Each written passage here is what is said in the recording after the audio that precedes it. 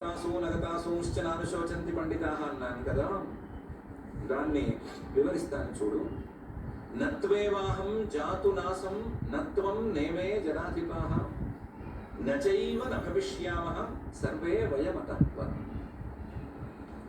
నేను కానీ నువ్వు కానీ మనకు కనిపించేటువంటి వీళ్ళు కానీ ఇంతకు ముందు లేకుండా లేము, ఇప్పుడు ఉన్నాము అనే సంగతి చెప్పనక్కర్లేదు. ఇక మీద లేకుండా నువ్వు నేను నేను నువ్వు అలాగే వినే అందరూ లేదా ఎదుర్కొంటే మనం చుట్టూ ఉన్న వాళ్ళందరూ అందరూ కూడా మూడు కాలాల్లో ఎవరు మధ్యలో పోయేవాళ్ళు. గత నత్వేవాహం జాతునాశం తత్వం నేనే జనాధిపాః నచైవ న భవిష్యామః సర్వే వయమతత్వం. మరి ఎవరు పోయేవాడు లేకపోతే ఈ చావులు పుట్టుకలు ఇవన్నీ ఏమిటి అంటే, దేహినోస్మిన్ యథా దేహే కౌమారం యౌవనం జర తథా దేహాంతర ప్రాప్తి ధీరస్తత్ర నముహ్యతి. ఒక చిన్న పిల్లవాడు ఉన్నాడు, పసిపిల్లవాడు ఉన్నాడు, పెరిగి పెద్ద అవుతున్నాడు. అరే వీడు చిన్న పిల్లవాడుగా ఉన్నప్పుడు చాలా ముద్దుగా ఉండేవాడు, ఇప్పుడు ఏదో కొంచెం మొహం మారిపోయింది అని అనుకున్నాం. వీడి మొహం మారింది అనుకున్నాం కానీ మారిపోయింది కాబట్టి వీడు వేరే పిల్లవాడు అనలేదు కదా. దేహినోస్మిన్ యథా దేహే కౌమారం యౌవనం. అలాగే పెరిగి పెద్దవాడు అవుతాడు, వాడు మొహం అంతా మొరటగా మారుతుంది. అప్పుడు మారిపోయాడు మనిషి అని అనుకోవట్లేదు కదా. మార్పు వచ్చింది అనుకుంటున్నాం కానీ మారిపోయాడు అనుకోవట్లేదు కదా. జరా ముసలితనం వచ్చినా అంతే కదా. ఈ మూడు దశల్లో ఒకే మనిషిని అనుసూతంగా మనం కనిపెడుతూనే ఉన్నాం కదా. కనిపెట్టి ఏదో మార్పులు వచ్చినాయి. మార్పు ఎక్కడొచ్చింది? దేహంలో వచ్చింది అని అనుకుంటున్నాం కదా. తథా దేహాంతర ప్రాప్తి. అలాగే ఈ దేహం వదిలిపెట్టి మరొక దేహాన్ని పట్టుకుంటే దేహంలో మార్పు వచ్చింది. ఇంకా దేహానికి మార్పులు అనుకోవాలి. ఇప్పుడు దేహమే కొంచెం మారింది అనుకోవాలి. కానీ దేహం మారినవాడు ఈ దేహం నుంచి ఆ దేహానికి వెళ్ళినవాడు లేదా ఈ దేహాన్ని వదిలి ఆ దేహాన్ని పట్టుకున్నవాడు ఒకడే ఉన్నాడు అని కనిపెట్టాలి కదా. దానికి కావాల్సిన ధైర్యం, ధీర అంటే బుద్ధి మీద ప్రేమ, ఆలోచన మీద ప్రేమ, అది ఉండాలి కదా. తత్ర నముహ్యతి. అలాంటి ప్రేమ ఉంటే ఏం జరుగుతోంది అనే ఆలోచన ఉంటే ఎవరికి మోహం కలగదు. కేవలం శరీరంలో ఉండేటువంటి మార్పే తప్ప, శరీరానికి వచ్చిన మార్పే తప్ప ఇదేం కొత్తది కాదు అనే అభిప్రాయం ఉంటుంది కానీ అంతకు మించి వేరే అభిప్రాయం ఉండదు. ధీరస్తత్ర నముహ్యతి. ఈ శరీరంతో కూడా ఏవేవో సుఖ దుఃఖాలు ఇవన్నీ ఆత్మస్వరూపానికి కలుగుతాయి కదా. మాత్రా స్పర్శాస్తు కౌంతేయ శీతోష్ణ సుఖ దుఃఖదా ఆగమాపాయునో నిత్యాః తాం స్థితిక్షస్వ భారత. వాటికి కూడా పెద్దగా విలువ లేదు. ఈ దేహంతో ఏవో ఇవి కలుగుతాయి. మాత్రా స్పర్శ. ఈ దేహంలో కొన్ని ఇంద్రియాలు ఉన్నాయి, ఆ ఇంద్రియాల తాలూకు విషయాలు ఉన్నాయి. ఈ రెండిటికి కొన్ని సందర్భాలలో సంబంధాలు కలుగుతాయి. కన్ను ఏదో ఒక రూపాన్ని చూస్తుంది, చెవి ఏదో ఒక శబ్దాన్ని వింటుంది, ముక్కు వాసన చూస్తుంది. ఇలా ఏదో ఒక విషయంతో ఆ ఇంద్రియాలు సంబంధాన్ని కలిగి ఉంటాయి. సంబంధం కలిగినప్పుడల్లా శీతోష్ణ సుఖ దుఃఖద, చల్లగానో వేడిగానో సుఖంగానో దుఃఖంగానో ఏదో ఒకటి వస్తుంది. దేన్ని ఉదాసీనంగా చూడగలిగినటువంటి బుద్ధి పెద్దగా ఎవరికీ లేదు. ఏం చూసినా సరే దాంతో ఏదో సంబంధాన్ని కలుపుకోవటం అనేది అలవాటు అవుతుంది. ఏదో మార్కెట్లోకి రోడ్డు మీద నడుస్తూ చక్కగా పూచిన చెట్టు ఉంటే ఈ చెట్టు మన ఇంట్లో ఉంటే ఎంత బాగుంటుంది అని అనిపిస్తుంది. ఏదో చెట్టు పువ్వు చూసి వెళ్ళిపోదామని ఉండదు. అరే ఎక్కడ పూలు పూస్తాయి, నీళ్లు పోయిన చెట్లన్నీ పూస్తాయి, మనం చాలా కష్టపడి సాకుతున్న చెట్టు మాత్రం పూయదు అని అనిపిస్తుంది. బాధ కలుగుతుంది. ఈ చెట్టు మన ఇంట్లో లేదు కాబట్టి బాధ కలుగుతుంది. దాని మానాన అది పెరిగినా సరే అది కూడా దాని పాపమే అన్నట్టు ఉంటుంది. ఇలా ఏ విషయంతో ఏ ఇంద్రియానికి సంబంధం కలిగిన సుఖము దుఃఖము ఏదో ఒకటి వస్తుంది. శీతోష్ణ సుఖ దుఃఖదా. కానీ నిజానికి ఇవేవి నిలిచేవి కావు. ఇలాంటి దుఃఖాలు ఎన్ని వెళ్ళినాయి, ఇలాంటి అకారణంగా వచ్చిన సుఖాలు ఎన్ని పోయినాయి.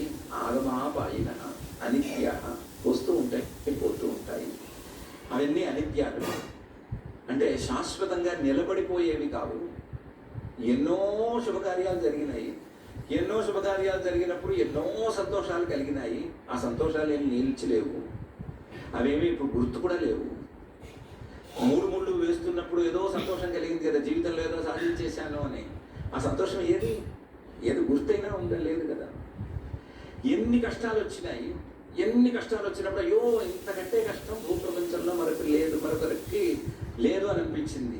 ఏది ఆ కష్టం, ఏది ఆ నొప్పి, ఏది ఆ బాధ? అనిత్య ఏవి నిలిచేవి కావు. వస్తుంటాయి, పోతూ ఉంటాయి. ఎంతసేపు ఉంటాయో ఎంతసేపటికి ఊడతాయో తెలియదు. అనిత్య.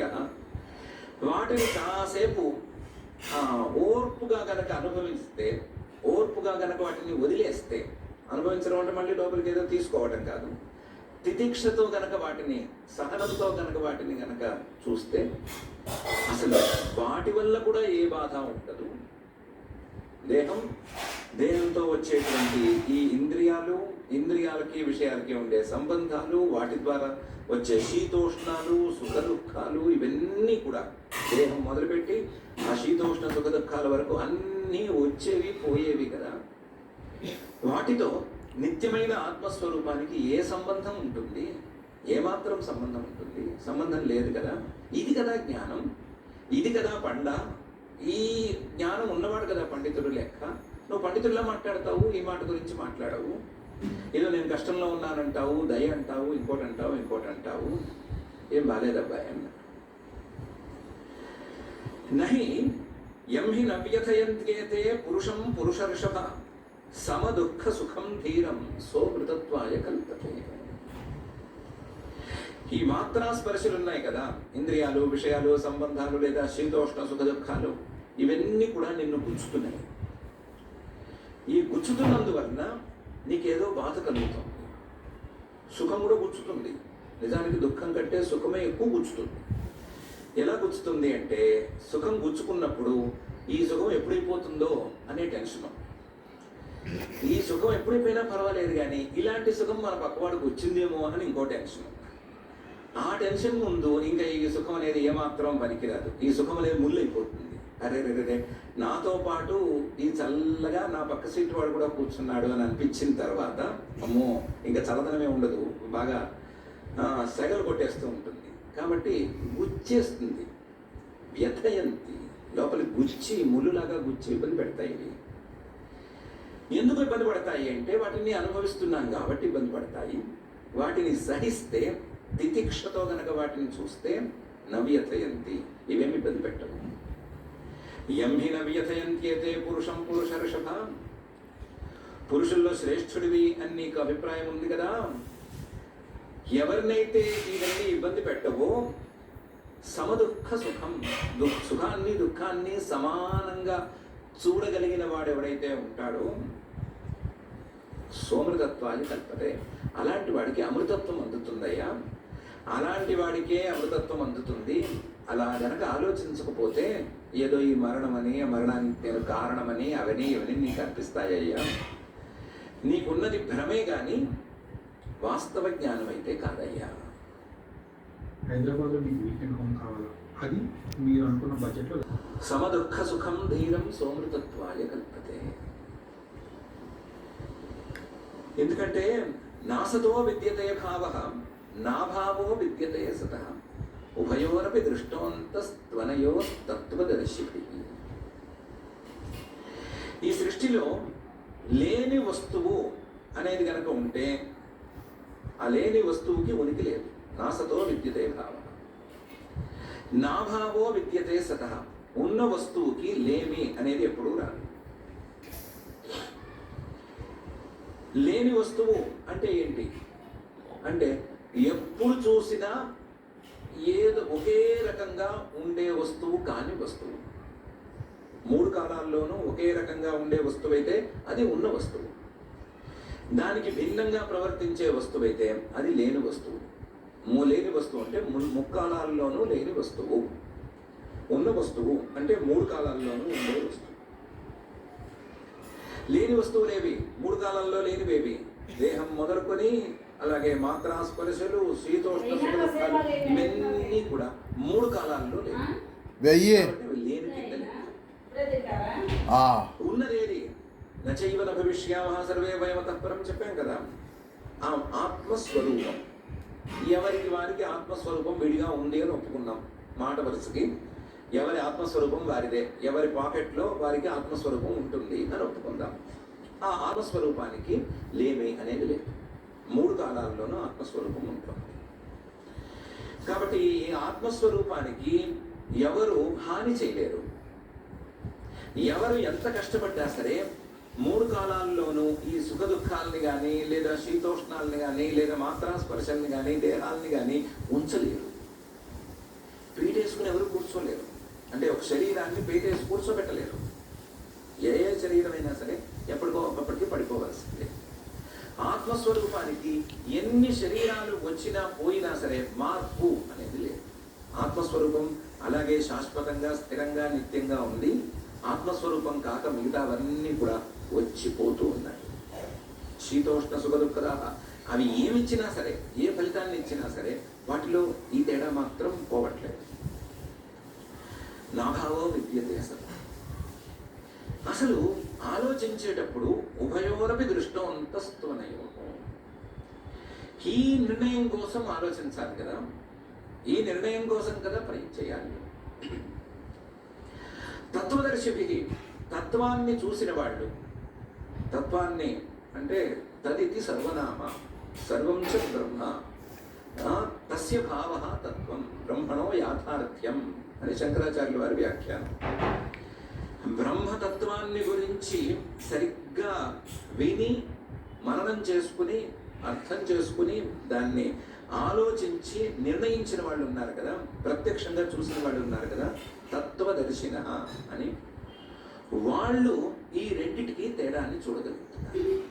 ఉభయోరపి దృష్టవంతః ఎంతవరకు ఈ అనిత్య పదార్థాల తాలూకు వ్యవహారం, నిత్య పదార్థం అనేది ఎంతవరకు ఉంది అనే సంగతి వాళ్ళు చూడగలుగుతున్నారు. ఉభయోరపి దృష్టవంతస్తమనయోస్తత్వదర్శిని. ఏమా తేడా?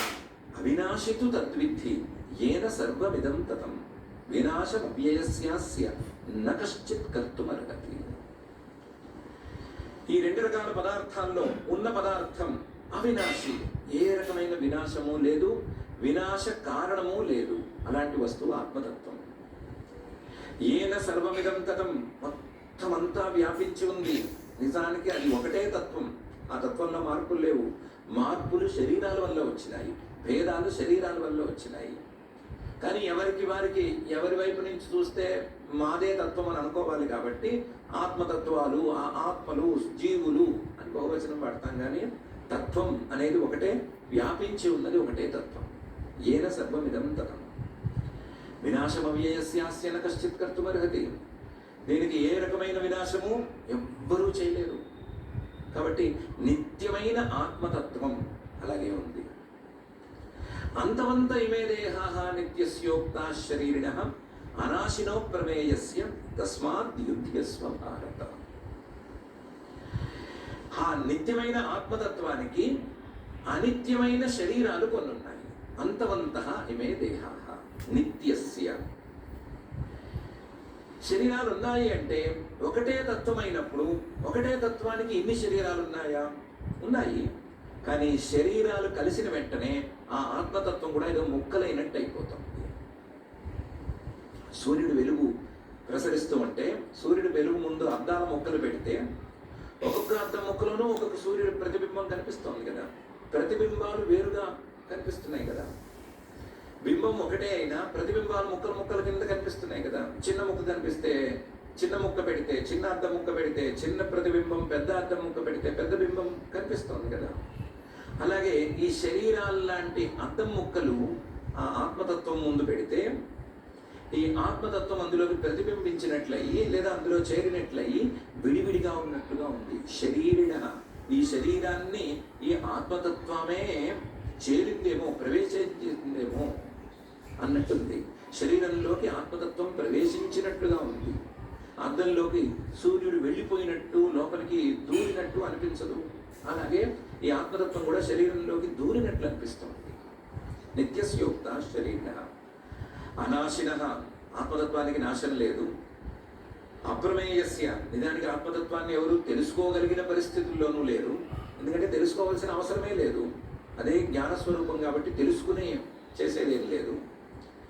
తస్మాత్ యుధ్యస్వ భారత, ఆ నిత్యమైన ఆత్మతత్వానికి నువ్వు చేయగలిగిన హాని ఏమీ లేదు.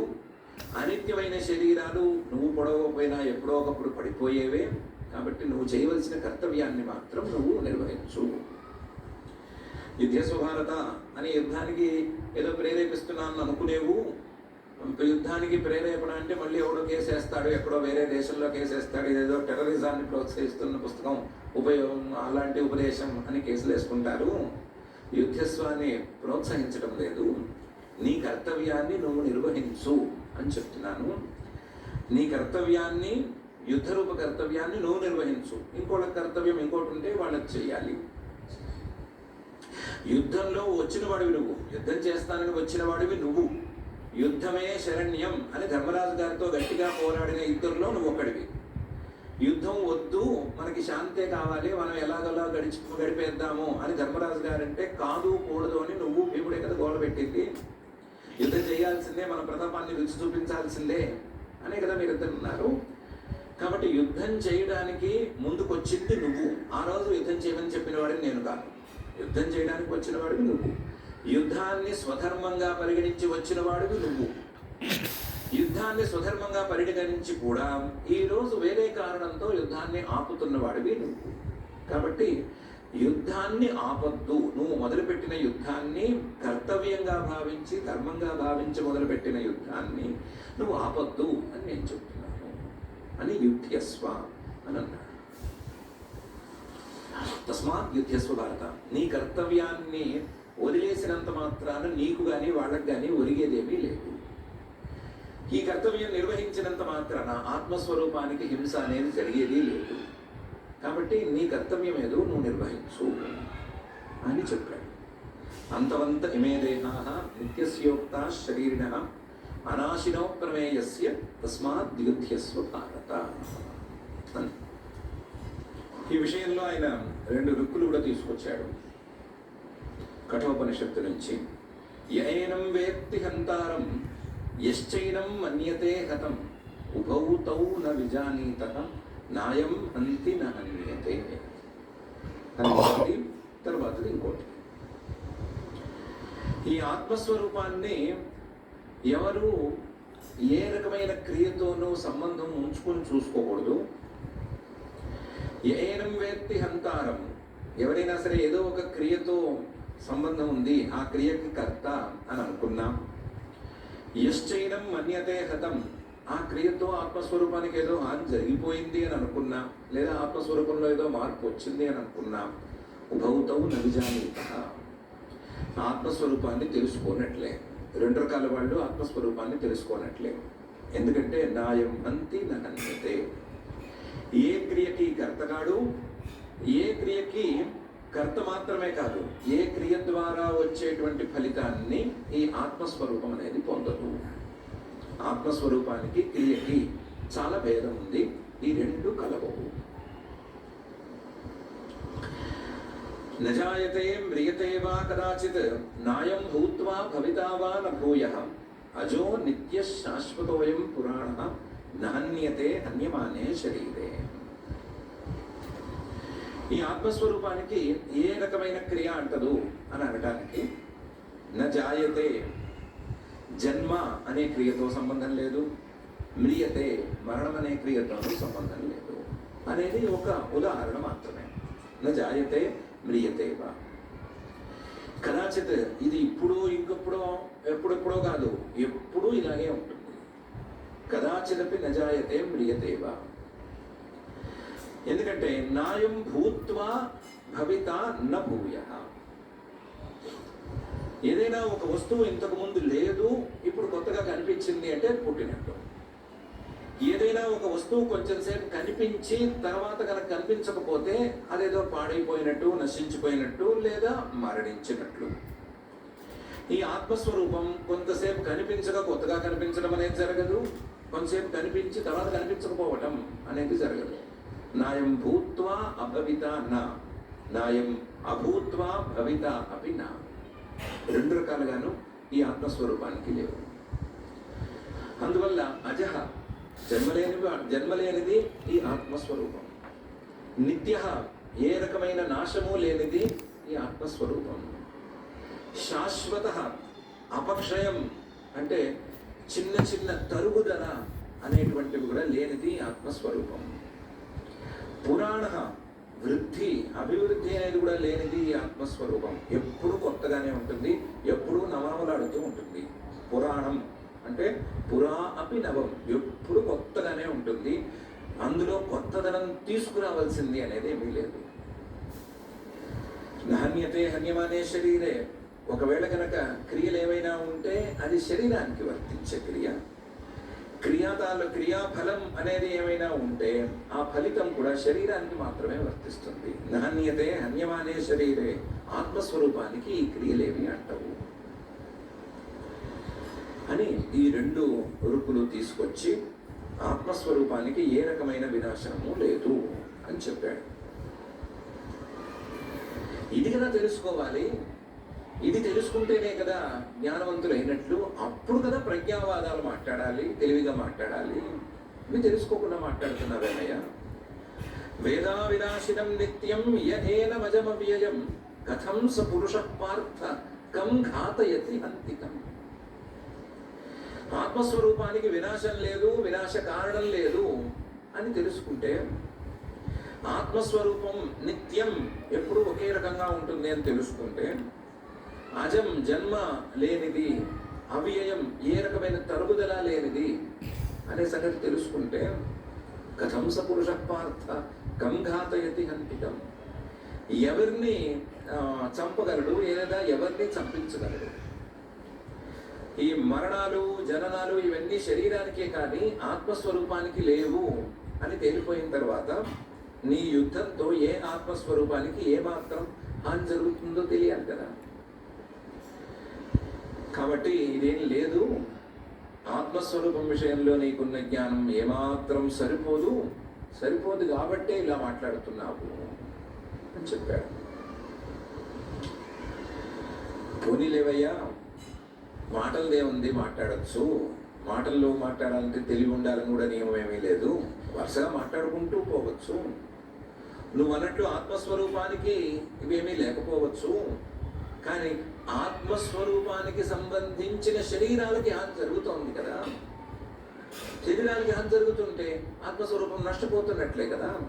వాళ్ళు కూడా చేయకూడదు కదా. మనం మనిషిని ముట్టుకోము, ఏం చేయము. వాడి జేబులో 10 రూపాయల నోటు ఉంటే తీసి చించేస్తాము అని అనుకుంటే బాధపడుతున్నాడు కదా. నేను గిచ్చానా, గిల్లానా, కొట్టానా, గుద్దానా, ఏం చేశానని నువ్వు బాధపడాలి అని అడిగితే ఏం చెప్తాడు వాడు? నాకు సంబంధించిన వస్తువుకి నువ్వు హాని చేశావు అని చెప్తాడు కదా. అలాగే ఆత్మస్వరూపానికి సంబంధించిన శరీరాలకి హాని చేస్తే అయిపోతుంది కదా, అక్కడే నష్టం కనిపిస్తోంది కదా.